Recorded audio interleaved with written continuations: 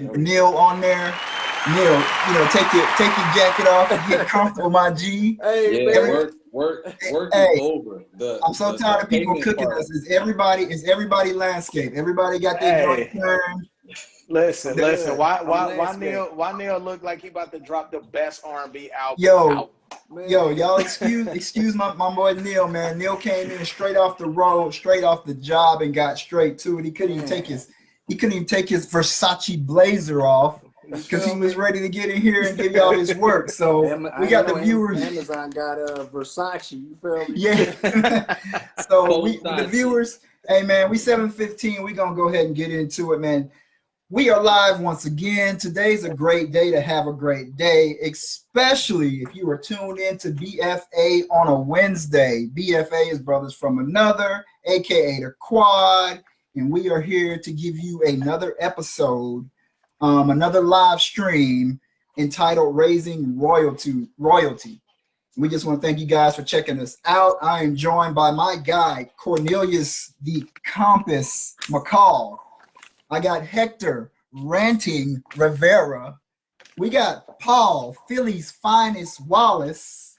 And I'm just going by Preston, man. That's it. That's all So I'm you going give us, by, Nobody man. called all you the, Preston since You give know, us all '99. the exotic we stuff, and then you we just get just humble. yeah, I'm Okay. just going by Preston, man. I'm just out here All right. dreaming. You know what I'm saying? All right. So this episode is entitled "Raising Royalty." We are building off of last week's "Hands Up, Ears Open," where we got into some of the societal issues and the police, the courses of action that the police have been taking. We addressed all of that. Fantastic show, a lot of feedback, a lot of fanfare from you guys. We appreciate that. We are on even more streaming live podcasts and streaming platforms now, so we'll drop all that so you guys can check us out. If you can't get it right now, it'll be on your streaming platform by this time tomorrow. Well, 7 a.m. tomorrow morning. We can guarantee that. So the question I asked, getting off last week's episode, I asked to my panel, to my brothers, was, what about the kids? We've talked about our emotions. We've talked about how we felt and everything that was going on last week with the societal issues. But my bros on the panel have kids around some of those same ages as Tamir Rice and those some of the casualties that we've seen, or murders, or whatever you want to call them. And I asked them, what are you doing with the kids? Are there conversations to be had? So the two topics we are discussing today are raising royalty, being the kids. One is the societal part and their life in general. How are they dealing with it? And then we'll get into the education, as our second topic. So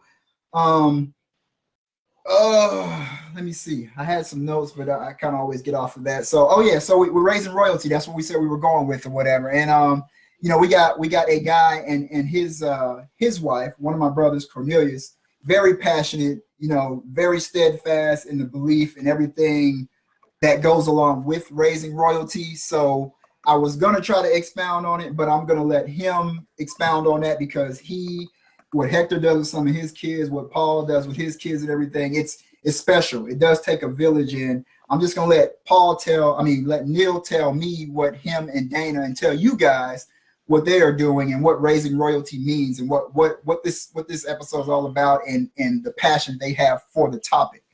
So the compass, it's on you, baby. Hey, man. First, bros, I apologize, man. That's a long 2-hour drive, man. Man, That's a long yeah. 2-hour drive, man. I think I ran some stop signs, man. I might have hit somebody, Yeah, I'm joking. All right, so raising royalty, right? Raising royalty from a foundational ideology, right? So depending on your background, where you come from, an ideology could either it can destroy you, or you can create a diamond out of it, right? So raising royalty as a brand, initially, my wife was like, hey, we need to do more for our kids, right? And we spoke briefly about this last episode, and even more so on episode 2, I believe. At this current juncture, right, this age that I'm at, 36, almost 37, right, we're at a point now where we're reactive, right? A lot of this, knowing your history, you know, and all of this stuff like that, you know, you don't find out or become woke or conscious of who you were until you're an adult, if you're at this age, right? Raising royalty, one of our principles, which we rebranded, by the way, but I'm a segue into that. One of our principles is, hey, we got to start with the babies, okay?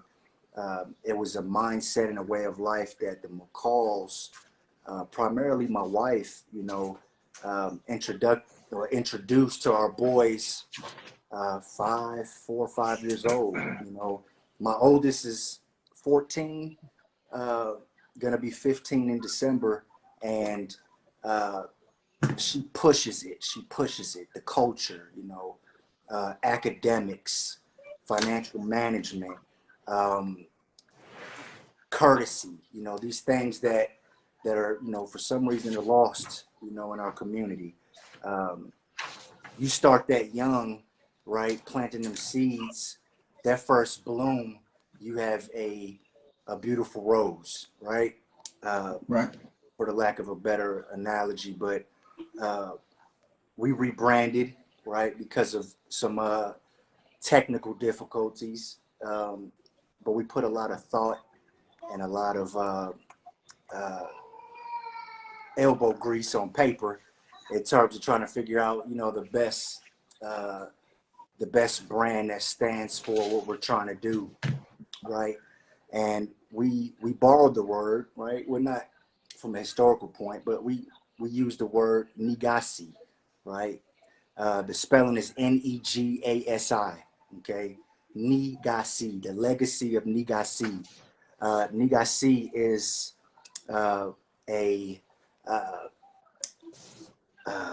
it means royalty, okay? Or another translation is he wears a crown, okay? Or he will wear a crown.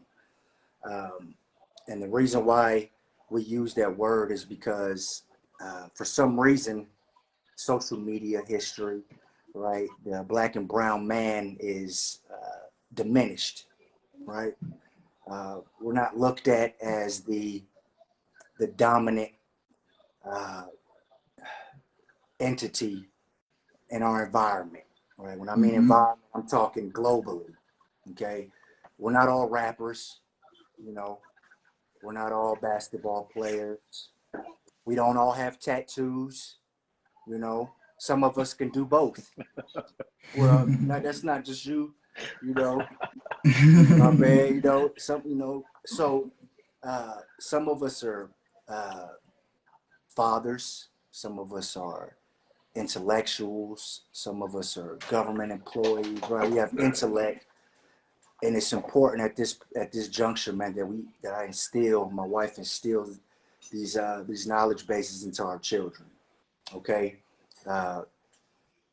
what we do every weekend is we gather a few of my wife's family, right, and some little kids, right. The youngest is in the 6th, 7th grade, okay, and we focus on these books, on reading comprehension, okay, and we converse a little bit of Black history, okay, and we read these books, we break the books down, right, we unpack them, right, the hidden gems that's hidden in these books, and we're focusing on the author Walter Dean Myers, you know, just in case anybody want to know, okay, and these books focus on the Black community and the different struggles that these kids go through leading up into young adulthood, you know. We're about to start our 2nd book, and this weekend actually, and it's a beautiful thing. So that's, you know, that's sort of our stance on it. I love it. I love it. So Rivera's been ready to rant, man. So with that, with the raising royalty and everything, that's a beautiful thing we got going on. So, like I said, we deal with issues. The kids deal with issues. So, like Hector, in the society, you know, your kids seeing that your son, your oldest just turned 18. You know what I mean? With all of that that's going on, shout out to the nephew Xavier, you know, Big Zay. I remember when I was taking that young man for his checkups, man, when he was still in the stroller, man. That was way back on Wednesday. Yeah. So you were ready to rant, man. So I'm gonna just let you have it. You said kids are soft and we coddle them and everything. So you go and do what you're gonna do because you've been waiting on it all week. Go ahead. I don't want to rant too much because when ahead. Because when I get home, my wife gonna let me have it. Because you already know how she get down. But nah, it's not a thing about them being soft. Is my thing is kids nowadays just like discipline and respect. The biggest thing for me is they like discipline to do anything really in life other than having fun. And then they lack respect for their elders, they lack respect for each other, and they lack respect for their parents. You know what I'm saying? A lot of times nowadays you see kids and it's just like, I don't mean to cuss, but they just don't give a fuck, man. You know what I'm saying? Like they just they just don't care. And for me, I'm the disciplinary. I was raised, y'all already know how Mama Judy get down. So disciplinary, that's my thing. My thing is respect. I'm super strict. I'm in the mindset that I'm the parent and you're gonna do what I say. You feel me? Now I'm not gonna never steer you the wrong way, and I'm not never gonna tell you to do something that I wouldn't do myself, kind of like in the military. A good leader wouldn't tell you to do something if he wouldn't do it himself. You feel me? So it doesn't necessarily have to be putting hands and feet on kids all the time. You feel me? Like nowadays, like I said, they're built different. They're a little softer. So you could take a video game from them and that right there crushed the whole world. You feel me? So you just get them to do little things. Hey, today we're not gonna eat at the, the awning or whatever they call it. We're gonna eat at the table. You know what I'm saying? That's one thing that I started doing at the house. As y'all know, I got 6 kids and I got 2 step kids. you got 8 kids. So I got 8 kids. You feel me? So me trying to navigate the stepdaddy role, that's something that I don't struggle with, but I kind of just, you know what I'm saying, kind of insert self when need be. You feel me? Because I'd be lying if I said that their father wasn't there, and I'm not that type of person to just bash and be like, oh, that he a piece of, you know what I'm saying? Like, I'm not going to do that. I make it a point that they spend time with their daddy. I make it a point that they, know to cherish the time that they do spend with them. You feel me? Because I know what it's like to not have my kids around all the time after having them all the time. You feel me? So I think with me, I can always see the difference when they leave or when they come back. You feel me? Because when they're with me, man, I got the whip, belt, shoes, chancletas, whatever. You feel me? Like I don't play games because, like I said, I'm real big on discipline. And you're gonna do as you're told, and that's one thing that, my wife, she's the lenient one. You know what I'm saying? I'm like, hey, they gotta be in bed at 8:30, 9 o'clock. She'd be like, 1 more hour. I'm like, I was like, we got to find a happy medium here. You feel me? Because she let the kids slide. So then they try to get it. You know what I'm saying? I try to nip the disrespect early. You feel me? The talking back, the things of that nature. I think as parents, I think we need to be more stricter. Nowadays, parents want to be friends. You know what I'm saying? When we were growing up, it was none of that. And I think that's why we are the way that we are as adults now, with respectful to others. You know what I'm saying? I rarely know anybody in my age group that talk back to their parents. You feel me? Try to cuss at their parents. I'm 36 years old now, and I have yet to raise my voice at my mom. You feel me? Even when we disagree, I speak to her, because if she hit me, what I'm gonna do? I'm gonna just stay hit.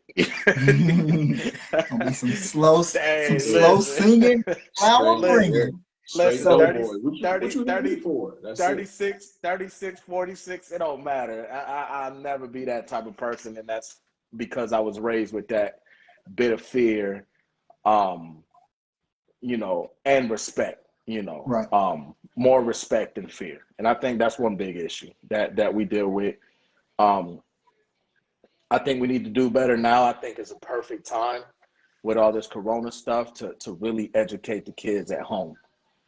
You feel me? Like Neil was saying about who they are, about self-awareness, self-greatness. You know what I'm saying? Every time I talk to my daughters, you know, I always tell them how beautiful they are. Oh, you're beautiful. You're amazing. You know, I always give them compliments, especially little girls, little black girls. You feel me? Right. So always, I always big my babies up. And then my son, I Right. tell him the same thing.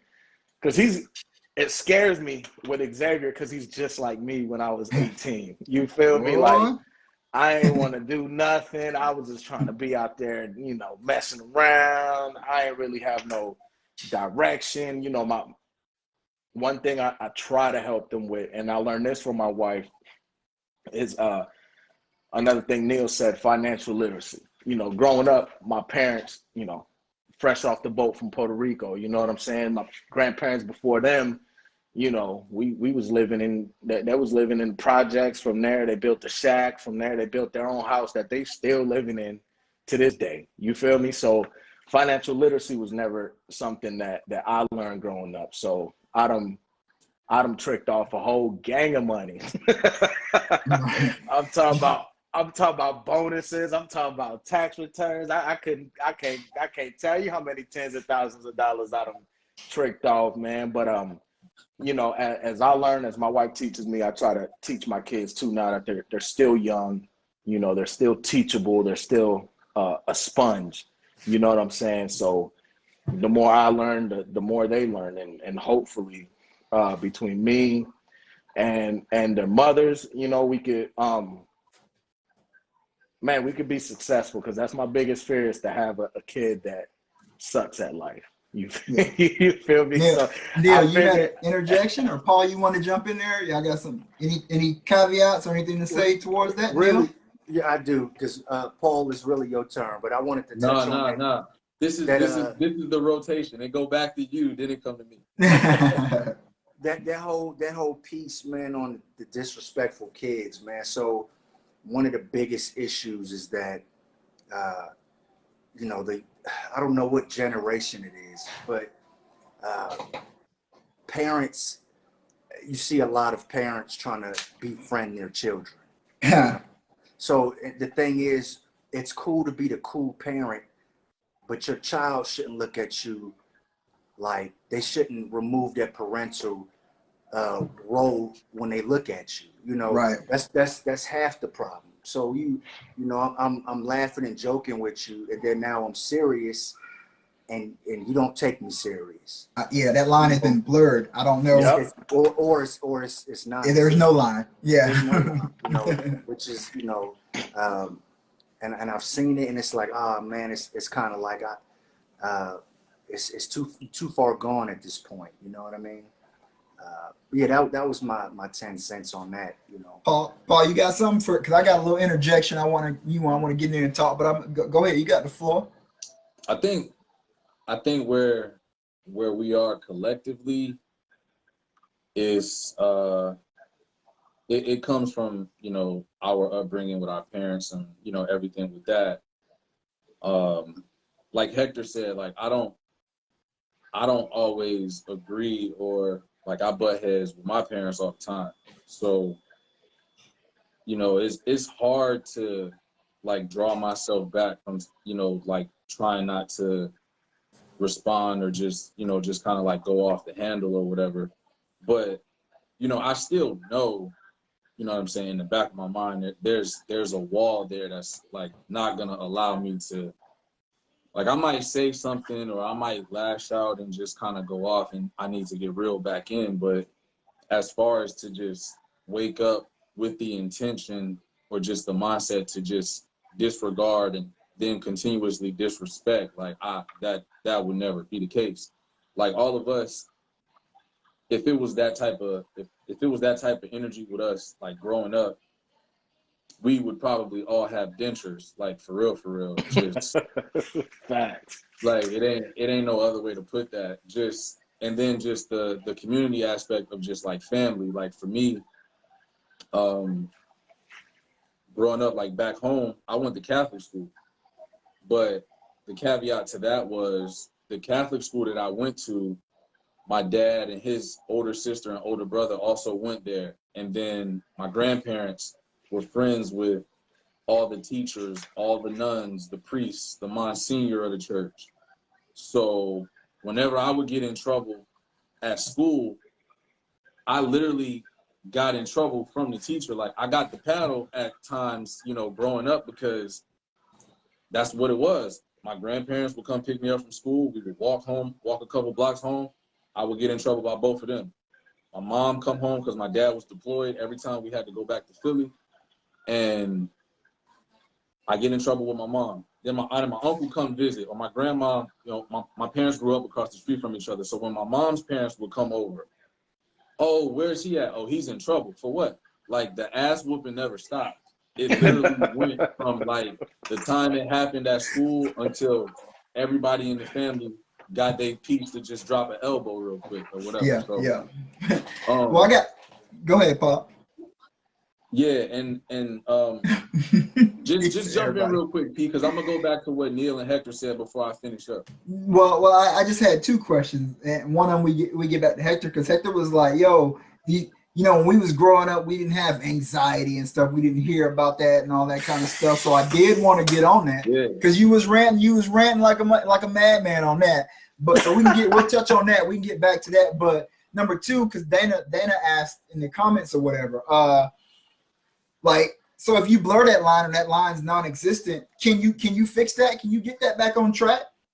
I mean, I don't know. I don't think any of y'all are having that issue, but do you think you could? How do you get that back on track? I'm 16. I'm used to, you know, me and Pops we go get the J's and we go do whatever and we talk and we this, that, and other. And then when he say, yo, son, you know, clean your room or it's time to get a job or whatever it may be, can you get that back on track? Is it already over with? I mean, a chop in the throat can fix almost anything. That's it. Like, hey, like straight up. And when I came to Fort Campbell in 8th grade, that was the last year my parents were together. So a week after, you know, 9th grade started, my mom and my sister left. So it was me and my pops there. And it was literally like, I got in trouble at school one day. I come home, I'm walking up the driveway. He grabs my shirt. I knocked his hand off my shoulder and he just squared up with me, just right there in the driveway. Other kids walking home, Suge and them outside with his parents. And my pops literally is right there, like squaring up with me in the driveway. Like, if this is what you want, this is what you're gonna get. And, you know, you just gotta, unfortunately, go through those L's. Like, me and my wife talk about that all the time. Like, with her mom, she's like, regardless of anything, I might be pissed off, but I would never try my mom. Like, I've done that, and that's literally like what it is. Even if we don't like want to respect it, you still know to a degree. Like, man, you lucky. I ain't gonna do it. Yep. You know what I'm saying? It's a bunch of wolf tickets for real. If you look at it, like when you talk to your parents, or if you thinking about doing something or saying something, like the whole way home, I'm like, he better not say shit to me when I get in the house, or when he come home, he better not say nothing. He walked right up to me and grabbed me, and I was like, and see, at the same time, I don't like when people say, well, I mean, y'all had to be like that. Y'all are military brats. Y'all are military kids or whatever. So it's all about precision. So you're trying to say everybody's parents got to have been in the Army, you know what I'm saying, for you to have some kind of discipline and respect and all that kind of stuff, man? No. Come on, bro. Because just like Hector said, like, you know, his parents came from Puerto Rico, and it was harder, like, you know, just knowing that I knew what it was like in the real world. And honestly, my opinion of a lot of people when I came to Fort Campbell, and me and Chinaman had this conversation all the time, I thought some of the people at the time, I just thought that they were soft because they didn't understand I don't want to say proper upbringing, but they didn't go through like the real world problems of whatever. Like, you know, they literally were born on a military base and they lived in military housing all the way through their entire lives until they reached adulthood.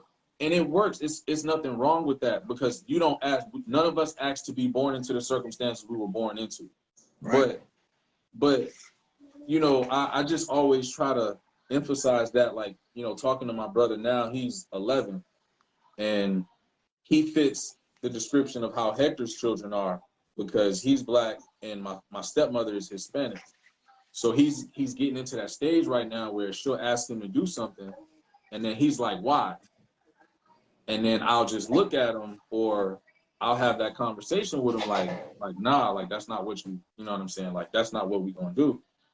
And, you know, like my dad tries to enforce it sometimes, but for me, you know, Pops is a little older, so I feel like that's my responsibility. And before I really had my two children, like, that was really, I looked at that like that was my child. You know what I'm saying? So it's, Neil said, you know, you're either gonna be destroyed or that pressure is gonna make a diamond. And, you know, just starting with the babies, like that's kind of where I'm at with it, because I have the youngest kids on the panel. Well, I think me and Neil do, and Hector with our youngest kids, but I feel like it's Hector got the oldest and the youngest. I do. Everybody, At the same time. Everybody else in the middle. Hector, yeah, it's a couple dominoes going on there. We just gotta play checkers and skip around. Yeah. But no, like what Neil is saying, like starting with the babies, like for me, Hector missed it, but a lot of people know how, you know, like my daughter is very smart, and it doesn't matter, because we're going to love our children regardless. So you're going to be beautiful to me regardless. But I have a serious issue with her intellect. Like, if she's not, you know, learning something, or if it's something going on that I want her to know that I feel is important, then I'm going to expose her to it so she can start asking questions. Mm-hmm. And like, that's the main thing. Like, I haven't gotten anywhere near any of that with my son just yet, but I feel like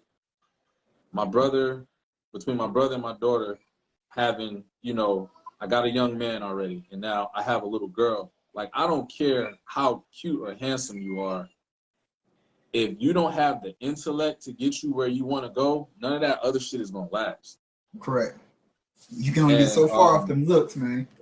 Yeah, and you know, just like Hector said, like, the kids are soft nowadays, and it's a thing that we notice, and, you know, my daughter does it, and we try to, like, you know, catch it and take care of it real quick. And you know, you say, oh, well, you're not getting your iPad, or like now, if you take one of these kids, like a teenager, you take their phone, you are the scum of the earth. I hate my parents. And you might end up getting reported, because they're going to call the cops, or they're going to run and tell somebody at school that you took their stuff from them or whatever. And it's crazy, because we don't, like, we still do the old school stuff. Like, Victoria, she know, like, when we go places, well, not now because of COVID, but when we used to go places, or if company comes over, you're going to get that look. And you know what I'm saying? Like, it's nonverbal. Y'all already know what time it is. Before you go into the store, that arm go in the back seat, and that turn is like, don't go in here acting crazy. Because if you embarrass me, I'm going to embarrass you, and I'm not going to care. Like, we already know what time it is. Right.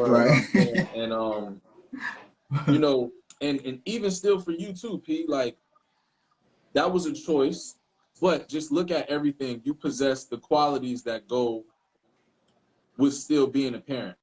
You have the financial literacy to have things in motion for yourself, to give yourself that stability.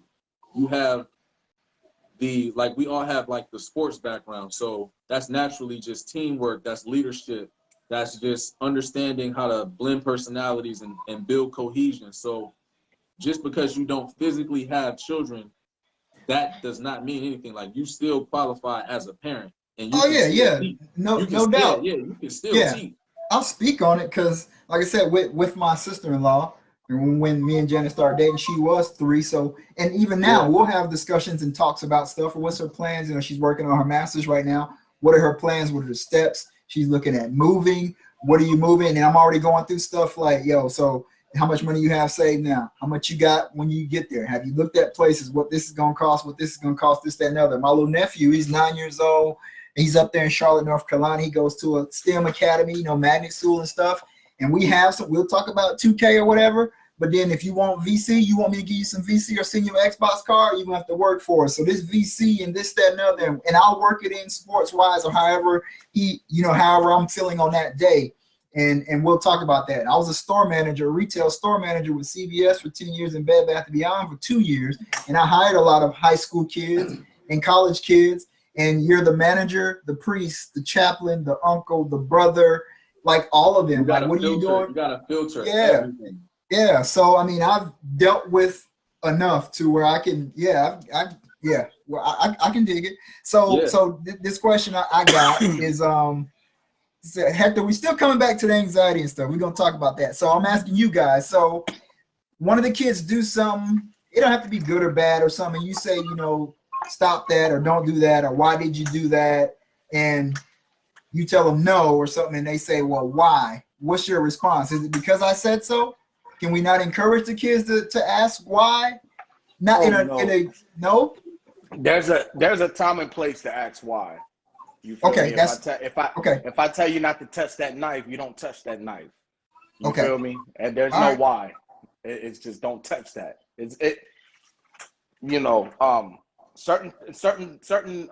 Not every moment has to be a teachable moment, and that's just me.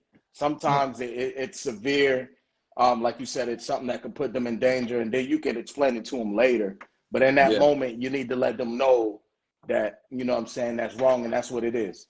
Yeah, trial and error is okay sometimes. And sometimes it ain't. For sure. Hey, real quick. I didn't mean to cut y'all off. Cameron Evans, man. Celebrating three years. Anniversary today, man. Happy anniversary, my guy. Yeah. Cool. And Elijah peace and love to him, man. He said he love what we doing, man. That's a beautiful thing. You got 3 years, go and get you 33 plus 33 plus 33 more years of that. You know what I'm saying? Yes, Elijah McCall said, he just said sometimes. So I guess the sometimes is like, can he ask why? Sometimes I don't know what that is. So I gotta explain this. Right? I smell a slapboxing competition. Nah. Oh no. So my oldest son, man, me and my wife we brought him up, you know what I mean, as he was our first subject. Yeah. You know what I mean? First baby, it's the first baby. We learned how to be. He taught us how to be parents. So he got the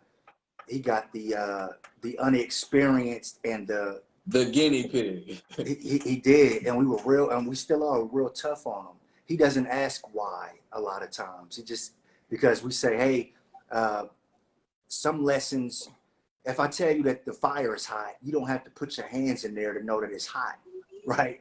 My middle baby, on the other hand, he's Paul, he's like your baby girl, man. He's very inquisitive.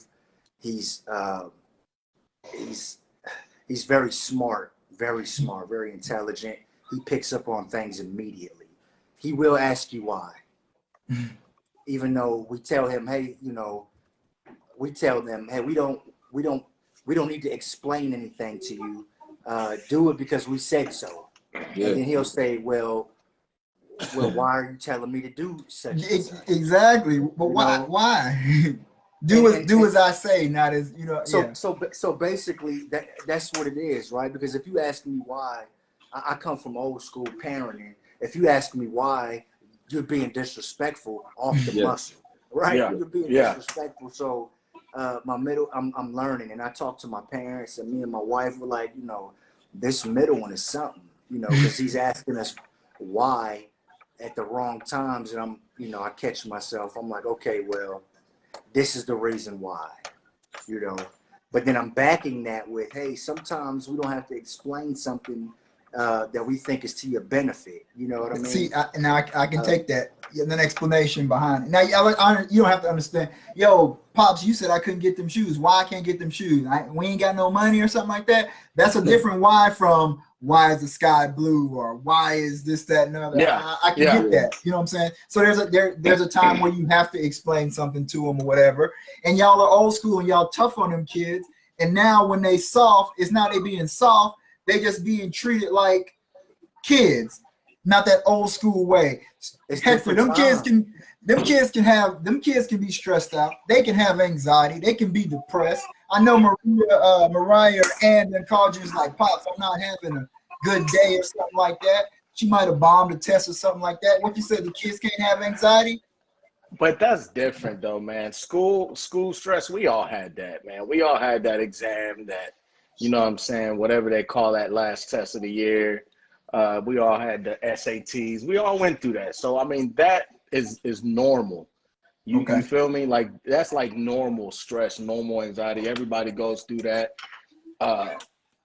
Somebody picking on you at school, you nervous to go to school. Like, that's normal. You feel me? But I'm talking about for everything anxiety. Like, they self-diagnose themselves with stress, and you have nothing to be stressed about. You feel me? Like, people, kids nowadays, it seems like, and you know what? And a lot of it too, honestly, got to do with these pills that they popping too. You feel me? Because they got all these underlying side effects that they don't know nothing about. They just know they popping these Xannies and all this other junk, and then not knowing that it causes stress. You feel me? It causes anxiety and all this other stuff that they read real fast at the bottom of the prescription and the commercial. You feel me? Real fast, so you can't understand them. Print. Yeah, and they don't understand that, man. And then I think go ahead. Hey, real quick, this is a question for you and Neil in regards to that. Like, just to kind of preface that, like, this is the same thing that our parents said about us. Like, oh, this new generation is softer. You know, we ain't come up like that. Like, that's the same thing that we're doing. But the question is for you and Neil, how do y'all feel opposed to when y'all joined the military, and now I'm just gonna grab the closest thing to me, but now these dudes can hold up a card, you know. Oh, don't get me started. Don't get me started. but it falls in the category. It falls in the category. Like, how do y'all feel? And I'm sorry, Pete, for taking your job as a moderator. Asking no, man, go for it. How do y'all feel about that, from knowing that y'all really went through like the hard knocks of like boot camps, opposed to now it's like Candyland, where, oh, I'm sorry, I didn't mean to hurt your feelings. Here, have some ice cream. Like, how do you feel about that? Again, it goes back to parenting, and I think as the generations go on, each generation of parents does get softer. Because if you think about our parents, I mean, my grandmother used to tie my uncle up to the gate and spray him with a water hose when he ain't listening. You feel me? So you do that nowadays, and it's child abuse. So my grandmother did that, and then my mom would just grab anything that she could, so she wouldn't do that. You feel me? Same thing with my father. My father, he went through hell when he was growing up. You feel me? Like kneeling on dry rice, holding books type stuff. You know what I'm saying? Like old school island stuff. You feel me? So he went through that. So he was like, all right, I'm not going to put y'all through that. You feel me? So my father did that. Yeah. So hopefully you would have to go through that. And my father, I can remember one time my father put hands on me. My father never put hands on me. It was always my mom. My mom used to whip my tail up and down Cordell Street, man. She ain't care. You feel me? And outside too. Bruh, you already know. So we got to hit this. And I think with me, the same thing. I whip my kids less than my mom with me, but I still kept the discipline. You don't need to always put hands and feet on kids to instill discipline. And then I think the parents that are coming after us, the new 20-year-olds and all that, they just don't do discipline at all. So I think as generations go on, the discipline goes out the window. And like I said, you don't need to whip your child to instill discipline. You feel me? It's like the military. The military instills discipline in you, and they don't put hands and feet. In the 70s, they take you to the little tree line and go hands and feet with you. You feel me? In basic training, they didn't do that in 03, 04, 05, 06 anymore. They just smoked the crap out of you. But then as parents soften up, they go into the military like that, and then obviously rule changes have to happen because of it. And that's just how I feel. Gotcha. Who? That's my daughter in the comments being disrespectful to me. First of all, I'm sure a bunch of y'all and y'all peers had anxiety and never talked about it because it was a joke and folks probably got bullied for it. So not that we didn't know what it was. We don't know what we was calling it. We might have just been calling it being sad back then or something like that. We ain't saying nobody had anxiety. It's been called different stuff as it's come, down the pipeline. I'm sure anxiety and depression, all that. Yeah, people got bullied, man. People get bullied and stuff for all kinds of stuff. Hector was talking about that. So we ain't saying like you can't have it, doesn't exist. It most definitely exists. But before we flip, go ahead. Real quick. And people need to realize that internet bullying is not real. Just log off. Just log off. But I want to be on the internet. Somebody's being nasty on the internet, man. Log off and get off that page. But this like it's what you so realize, easy, man. Our babies, man. When we were growing up, it was none of that. Correct. I didn't hop on Facebook. I just popped up at your house. Yeah, American Online took too long to dial in back then, bro. I was, Right. So these kids spent what? The last year and some change talking to their friends via internet, you know what I mean? Or yeah. I don't know the last time my son's phone rang and it was one of his friends. You know what I mean? Be on Messenger. I talked to Hector via 2K or Xbox. You know what I mean? We didn't grow up like that. There's no skin to skin contact like it was. I don't even know when the last time my son physically dapped somebody, you know what I mean? Or embraced somebody, Bro, I looked at my brother's phone. I looked at my brother's phone, Neil, and him and one of his friends have an entire text thread communicating using those little GIFs or whatever. the emojis. Like the stuff that we send sometimes just for little quick reactions. I literally saw like an Obama joint with a mic drop. And then I saw another one where somebody was like, then another one was like, there were no words. I didn't see a letter. I didn't see a number. I didn't see an exclamation point. I didn't see nothing. It was literally those for the course of 10, 15 minutes. Yeah. It's wild. It's tough. It's tough out here, man. Pete, where we going, man? Man, we getting ready to go into education, man. Educating our kids. I'm just laughing at my sister, Kayla Thomas, is in there. She's in the comments going, oh, man, talking about it is real. I don't care where it's being said. I don't care what anyone says. Words can hurt and cause issues in children. The words, man.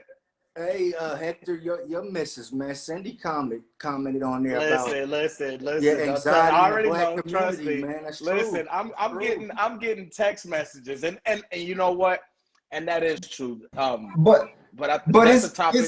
That's a long topic that we can discuss with PTSD and stress and all that stuff in the inner cities. I get all that. Trust me. Before we moved to the States, man, I lived in the projects, in one of the worst projects in Puerto Rico. We had me and my 5 cousins used to sleep on the waterbed, and we used to have to sleep on the floor because they would shoot right in front of the apartment complex and come through the windows and all that stuff. So trust me, I already know about all of that. But I didn't want to address it because, like I said, that's a whole other topic that we can hit at another time, because it is serious. It is serious, and I think one of the biggest problems that we as Black and brown people have, that we don't discuss it, which I am grateful and I'm blessed to have y'all, because when I have a problem, I hit y'all up real quick and I let you know what's going on, and vice versa, man. You know what I'm saying? Paul had that tiff and he real quick reached out, let us know what was going on. Whatever, Neil, whatever, you feel me? So I think it's a blessing to have that circle of people that you could talk to. But like I said, in the Black and brown community, we're real big on pride. You feel me?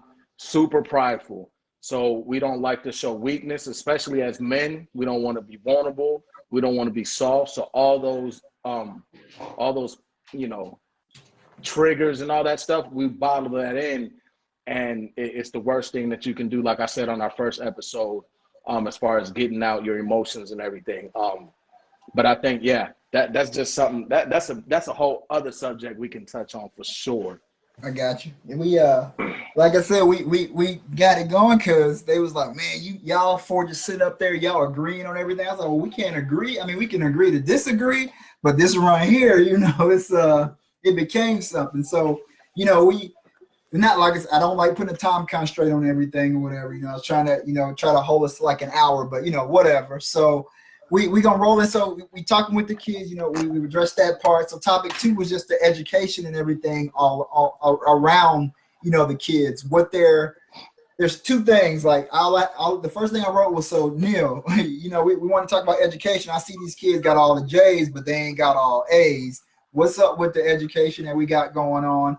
But one of the main was the education piece. But then my question was, you know, I don't know if you had to homeschool or whatever. How did the kid do? Did you see what was lacking at home? I mean, at school that they weren't learning that you could provide at home, or like what did it open your eyes and like, yo, you know, the education system needs work, or what? Like just we getting into education as a whole. However you want to tackle it. Is it severely lacking? What's up? So basically, right, the way. And I do a lot of reading, man, and about how academics is provided to the Black community, right? So if you're not doing well in school, right, and you couple that with a behavior issue, is ADHD, you know, attention deficit, he's got a behavior problem, such and such, right? Yeah. Well, we found out because my wife.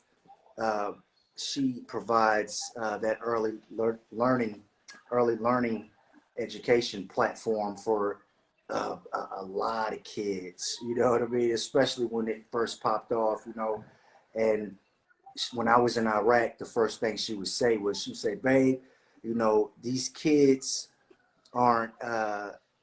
They understand what the information is being provided to them. Right? There's nothing wrong with them. They're bored." You know what I mean? They're bored. The teachers, you know, quite frankly, don't know how to relate to a little Rivera. You know what I mean? They think that because you're sitting back there playing, they don't understand about, you know, the material. The problem is they've been understood it. You're just not providing it accurately. You know what I mean? We're hands-on people. You know, we like to learn via hands-on. I need you to come physically show me, and after that, I'm good. You know. So what we learned, especially with my oldest, you know, she yelled out. She said, "We need more Black teachers." You know, That's a fact. That too, because we relate to each other different. You know, I don't want to get into that per se, because that'll take us down a rabbit hole. But yeah, man, that's what we learned. I mean, it wasn't a behavior problem. It was, hey, how do you react to your child lashing out? You know what I mean? Well, this is what we do. You know what I mean? With respect to, you know, that whole discipline and that coach, teach, and mentor. That's an old Army thing. You know what I mean? But Yeah. But it's easily translatable. You know. For just for the educational part of it, I think I'm still kind of in the middle. My brother being, you know, right at the cusp of becoming a teenager, I feel like he would be receptive to it, but I don't really think that it's time to give him all of that just yet. You know what I'm saying? Like, I feel like he's not ready to absorb any of that, because he's still kind of he's in the realm of where everything is still fun. And I have the conversations with him, like, here and there, like, you know, from a responsibility standpoint, like, you know, make sure you look out for your mom, make sure you help your mom. You know what I'm saying? Like, I don't care what Dad says, you know, if he doesn't want to help, or if he can't help right now, or something's going on, you know, just always do whatever you need to do to help your mom. Or if it's something that your mom does for you, you need to do it yourself. You know what I'm saying? Instead of having her do it, you old enough to where you just need to take action and initiate your own stuff.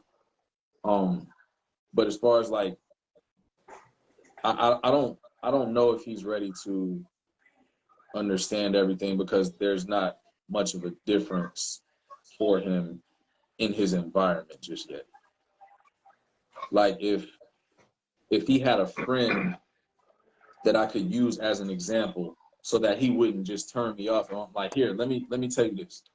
You know what I'm saying? Like for me, I had, I don't know, 300 uncles, and then I got 2,000 god brothers and sisters or whatever. So I had a lot of people like me that whenever one of the OGs grabbed me, there was an example that they could point to.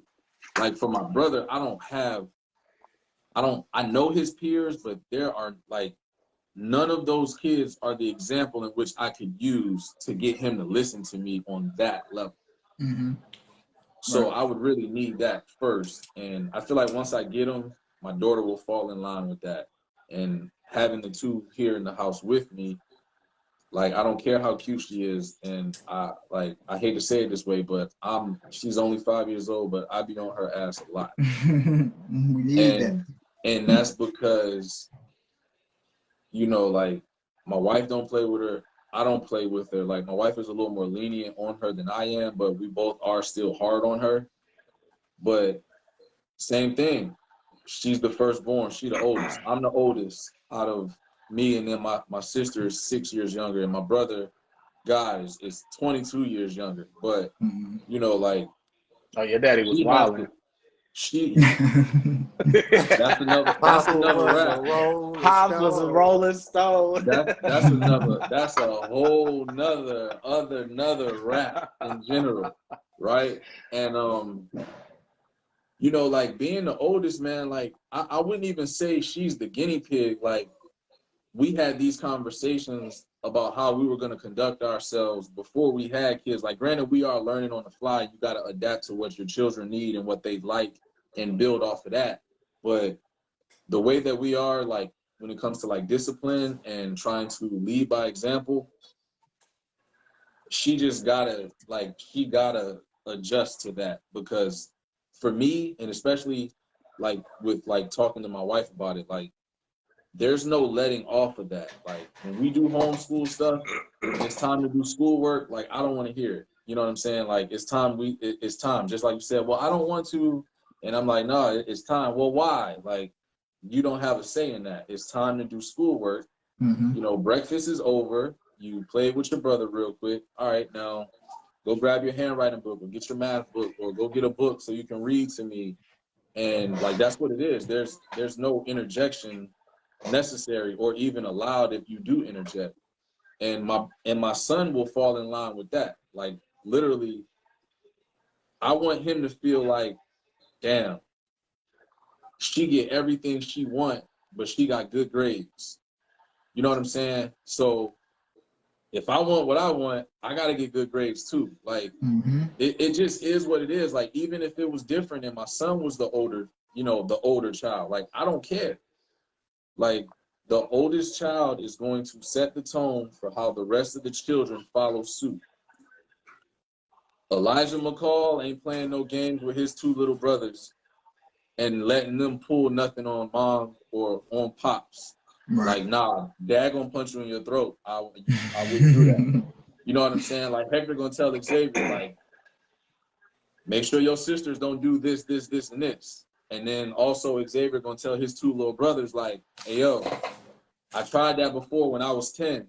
Dad ain't gonna like that. Like, ain't gonna happen, what it is. Like, that oldest child is just like my favorite basketball player said, they gonna wear the ass whooping. Who was that? LeBron said that? Oh man, if you don't get out of here, man. So Hector, like, real quick, man. I'm gonna go ahead and give you fellas some flowers. To what you said, PK, about somebody said nobody want to see people agree all the time. Well, we're like-minded, actual friends. You feel me? and a lot of our views are the same. So we don't necessarily need to have a negative Nancy on every episode. We look different. You feel me? You know what I mean? So I got you. we're like-minded. You feel me? And we trying to do right by not only ourselves and our family, but the viewers too, man. Hopefully we can drop some gems that can help people. And I think that's the biggest thing with this platform. We just want to help. You know what I mean? Going back to the flowers, Paul, you get 1,000 credits from me, my guy. You homeschool them kids, man. You change some diapers. You feel me? You work from home and you homeschool. That is big time. As a father, bro, you going for what is it? Your master's, right? You doing your master's program, homeschool. You doing big things, and that is amazing to see. Not only from for a man to do it, but for a Black man to do it, and it is a perfect example to set for your kids, man. They're gonna see that, they're gonna appreciate that, man, and that gratitude will show the older they get. Neil, as you sip your wine, you feel and me? his chalice. With your sophisticated jacket and tie, man. Neil, you gotta put the pinky out, bro. Yeah, you feel me? You know what I'm saying, with you and your wife, man, the teaching, the Black Boys Read, all that stuff, man, I think it's amazing. Reach one, teach one, you feel me? And not only do you do your kids, but you do the kids in the neighborhood as well. And that is amazing, you feel me? Like you said, you got little Puerto Rican kids that come through, you got all type of people that come through and do what you do with your kids, man, and hopefully those kids can take that to their house. You know what I'm saying? And inform their kids. You feel me? And I mean, not their kids, sorry, but their parents. And kind of open their parents' eyes up, you know what I'm saying, to what you're doing, and hopefully make them a better parent and help them do better. You feel me? So I just want to give y'all flowers while y'all here. You said, you know what I mean? That's big time, man. That's big time. I love it. I'm sorry, P. Real quick before you take it, I just saw what Kayla was saying as far as like how are y'all teaching our children about Black history that schools don't dig into? Who you want to attack it? Oh no, I was just gonna answer it. Like, I think it kind of starts with just where we kind of got the game from. Like, you know, as far as like I was telling y'all about my uncle, you know, who passed, you know, from liver cancer or whatever. Like, that was I feel like we all need like one of those, like, because he was literally that like militant figure that was, nah, you need to read this, or you need to look at this. I had a college professor when I was in art school. It started out as an elective, and it was African American studies. And once I met him, like up until the time he passed, I took every course he offered. I took a course of his every semester, just because he started dropping those jewels on me. He started telling me about like unmarked slave, you know, graves, telling me about like how the whole slavery thing really went. And I put him onto, like, there's a poem from a poet from the Harlem Renaissance, Countee Cullen. It's called Incident. And I have memorized that poem since my uncle that passed put me on to him in general. He was telling me about a book or something that he may have read at the time. And I started reading some of Countee Cullen's like poetry and stuff when I was like, I want to say like 8, 9 years old. And I memorized that poem, Countee Cullen's poem called Incident. And I can still say it to this day verbatim. And it just comes from stuff like that, with having, like, we all need that one person. I don't know who it is. It may be somebody in your house. It may not be. It could be a teacher. It could be your next door neighbor's dad, or it could be an uncle. You know what I'm saying? Like, for me. So to kind of answer, you know, Kayla's question, I feel like we all have to find that person, but also if we are that person, we have to find the person that we got to give it to.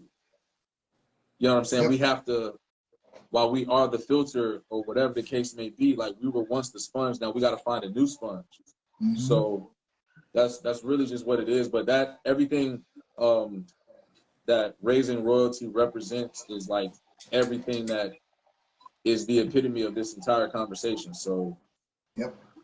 he made How me you go get another book that I need to read soon. So how you feel, Neil? You teaching that his because they don't put it in the books, man. Like absolutely not. you know No, they and go ahead, go. They don't put it in the books. I mean, I went to an HBCU. So shout out to Savannah State, and I think I took one class, and it was African American Studies, and it dug into none of that. Being at an HBCU, it dug into none of that. Ooh, When I man, was in okay. middle school, I was in middle school in Columbia, South Carolina, and they made us take South Carolina history. That was a class you had to take, but it addressed none of that. You know what I'm saying? None of it. So I learned that from my grandparents and my parents and my reading and stuff like that. And yeah, I talked to my nephew as the age range, you give them the pieces they need right then and there, because the last thing I want them to do is go to school and say, yo, daddy's daddy used to own, you know what I'm saying? You don't, so it's pieces that you have to give them. But yeah, I mean, like you said, to answer that question, oh yeah, we tell them about the history. We got to, because they ain't telling it. You know what I mean? They trying to bury it. No, So, they not gonna tell you, especially in school, man. I mean, do you come on like now, Hector, if Hector is not telling his kids about the Puerto Rican parts of Puerto Rican history, and Cindy is not gonna put the kids up on that Jamaican history and stuff like that. I'm not saying we are failing as parents, but I know they got to get it from y'all. It's got to happen. Yeah, and from what you were saying, Paul, someone put on here, become that person with your kids all together. Yeah. So if you don't have that, yeah, if you don't have the uncle or the old head or that militant figure, you know what I'm saying, become that yourself. And I mean, it's not gonna happen overnight. Yep. You know what I mean? But little bit by little bit, you know what I'm saying? I always refer back to the military. You know, the military got a saying when you're shooting and when you're going into houses, they say slow is fast, fast is smooth. You know what I mean? So the more you go, the more it's just gonna come, and then it just start rolling like a snowball. You feel me? Yeah. So it's that snowball effect. Neil, you gonna I'm gonna let you. You said don't let you get started. I mean, I'll give you a couple minutes if you want to get into it. We're gonna try to close out. Like I said, I don't like to watch the time, but I mean, we're a little over an hour. I don't really care. They can cut it off if they want to. That we still gonna be on your Spotify. We still gonna be on your Google Podcast. Snowfall's over. Snowfall is over. You know what I'm saying? So Neil, if you want to attack it, I know you and Dan. I know Elijah McCall can draw me up a Venn diagram of what I'm saying. This is my thing, right? So I to touch on your point, man, about what they teaching. They're not going to teach everything in school, Absolutely right? So not. the information that a child or a parent, right, should teach their child about our history, right? Dating back to, pre-ancient Africa. You have to do your own research. You got to do your own self-study, and I implore parents, and if we got kids watching, go do your own research, because they're not going to teach you, and the reason why is because you are a threat, just because of your potential. You know what I mean? You have the possibility to overthrow whatever you want to, just because your DNA says so, right? So with my son, with Elijah, I drop little jewels on him, but I don't drown him in it or oversaturate the subject like I want to. My wife and I, we was having a conversation last night, man, and she's like, hey, at some point he needs to know what you know, and I said, I'm going to start putting it on him. You know what I mean? But kids, especially preteens, if I'm telling you about, stuff like, hey man, they gunning down the black community, man, but they still passing anti-Asian hate crime bills, and where's the where's the correlation in communion? He's not following that, Right. He's not following it. So, but I'm spoon feeding him, and my wife Dana especially, she gives it to him raw. I was just about to ask you, Neil, like, do you make open-ended statements to keep him coming back, or do you give him like those cliffhanger stories that make him think a little bit? I told him about, and I hit PK with this too a while back, man, about the origins of Superman. My baby's a big we got Superman. That's what my sleeve is, all DC characters. We big Superman fans, right? But I gave him the history of Superman, you know what I mean, and where his character derived from, and all of that. So the next day he comes back and was like, who else? I told him about the ancient, the African women, who they borrowed from us or stole, right? However you view it, however you want to create word it. How they created Wonder Woman, and then we went down a rabbit hole, and now he's like, okay, well, what else you got? We're at a stalemate now, but eventually I'm gonna hit him with something else, and he'll keep coming back. But that's how I'm spoon feeding him. Right, as the dad, I'm practicing. I need to be a better example. You know what I mean? As far as I want to be that Malcolm. But it's what I mean. It's not. Let's start calling you Furious Styles. But it's not a bad thing though, Neil. Like it's not a bad thing, Neil, because we deleting that from the podcast. Furious Styles. Go ahead, Pete. The main thing, like what Neil is saying, is exactly right. Like, I had this conversation with somebody that I don't even care to like mention or bring up no more. But we had this argument about what we tell our kids, and his opinion was, I'm not wasting my time. They can go to school for that. And I was just like, oh, okay. So ultimately, what it is I don't want my kids to wake up every day and then they look forward to going outside to learn from somebody else. Like, if that's what happens, that's cool. You know what I'm saying? Because it's going to be people that you see that are doing something different that you're going to admire. Like, that's how it was for me. I'm not going to talk about the dude on the wall behind PK, but he's not the person that made me want to play basketball. Like, Goat, it is man, what it goat, is. man. Yeah, that's him. Yeah, that's him. But at the same time, though, even though my kids don't look, or they may or may not look up to me, I can't say, or I don't ever want to say that I didn't still give them an example to look at. You know what I'm saying? Like, we still have to give them an example. Now, whether my son wants to play basketball or go to art school or get his master's or whatever, if he don't want to do that, that's cool. But he will at least be able to say, like, damn, I seen my dad do that. Whether he wants to follow behind me with any of that stuff or not. You know what I'm saying? So as long as we give them the example, if we don't give them the example, then that's when we fail. Yep. And that's what Dana just said. There are a lot of people who have that mindset. Like, man, go to school for that, this, that, and other. Cindy said you got to educate without instilling fear. Then Dana came back and said, because that's how, when you have that mindset, that's how history is whitewashed. You know what I'm saying? And it never gets discussed. And yeah. So you're right. You got to. Look at wifey being smart.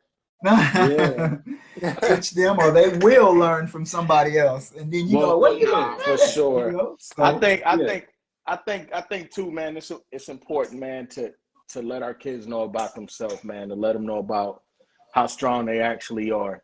You feel me? Always encourage them, always build them up. A lot of parents tear their kids down, tell them they're stupid, tell them they're not gonna be nothing. You know what I'm saying? Oh, I see why you get this. Or I see why you get that. Oh, you just like your daddy or your mom. You know what I'm saying? Like, so we gotta parents gotta learn to get off of that, man, and build their kids up. Cause my stepson now, man, out the blue, the oldest, Junior, the oldest. I come home from these trips and that joker be hugging me. And I'll go to his basketball games, and mind you, his daddy's the coach at his basketball games. But every time he does something, he looks my way and looks for validation.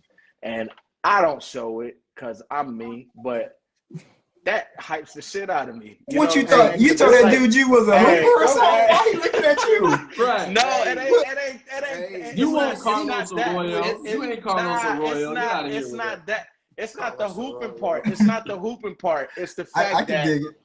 It's the fact that I must be doing something right in that house for him to seek validation from me. Right. You feel me? Absolutely. And it's not like we interact all the time, but I make it a point. Me and his mom make it a point to never have verbal altercations in front of them. Which, in all honesty, bro, we don't. We've been together for a few years, and I couldn't even tell you, you know what I'm saying, not even on half a hand how many times we'd have raised our voice at each other. You feel me? Like, thank God that I was blessed with somebody that's level-headed and knows how to communicate. You feel me? Because arguments don't happen in that house, man. And to set that example for them boys, I think it's a big deal. And like I said, his daddy's the coach, and so for him to look for me to see if he did something right, you know what I'm saying? That's kind of like a hidden motivator. You feel me? You better be scared of her, because I ain't even met her yet, and I'm scared of her. She's scared the shit out of me. That one time we went live. He was cutting my hair. She came in with the yopper. I was about to come out there with the Gumby, yo. But Cindy, my girl, man, she be on him, and he need that. You know what I'm saying? So I love to see it, man. I love to see it. So, I guess we're going to wrap, but I got some house cleaning that I want to do with the fellas and everything. I think we had a beautiful show, a lot of interaction. We try to keep up with the comments and stuff. We are working on all this stuff. We appreciate everybody for tapping in, hanging out with us. As soon as we end, it'll be on. Like it, comment, reshare it, tell a friend to tell a friend, follow the page. It'll be on Spotify, YouTube, Instagram. We just picked up, and we're on Apple Podcasts now. So we on the 4 majors. There's no way you're not rocking with us. We on iHeartRadio, we on Apple Podcasts, we on Google Podcasts, and we on Spotify. So ain't no way you gonna miss the quad. And we Anchor set all that up, and we on some other ones on there as well. So there's no way you can miss us and not be tapping in and checking on us and stuff like that. And we working on different content, putting it on different places, so you're gonna have to go get it from there. I already talked to the fellas about doing the quad unplugged, but we're going to record that and throw it on YouTube. So you got to go to YouTube to see us talk about some of the sports and some of that off the wall kind of stuff, on that forum and all that kind of stuff. But yeah, we do appreciate everybody logging in, tapping in, rocking with us and everything. We still, as always, are taking comments, suggestions, critiques, feedback, everything, man. We do appreciate it. We really do. So just a couple of house cleaning things I got, just keeping up with everything. We have discussed that we have a nice little following now, and we want to do something called the business shout out, small business shout out, because small business is big business. So tell your friends and whomever, and even our guys on the panel that have businesses and everything like that, to start hitting the comments in the inbox with what you do, what you sell, what good or service that you provide. Legally. And if you got a website, right, legally, what you provide, if you have a website and everything like that, put all of that in there.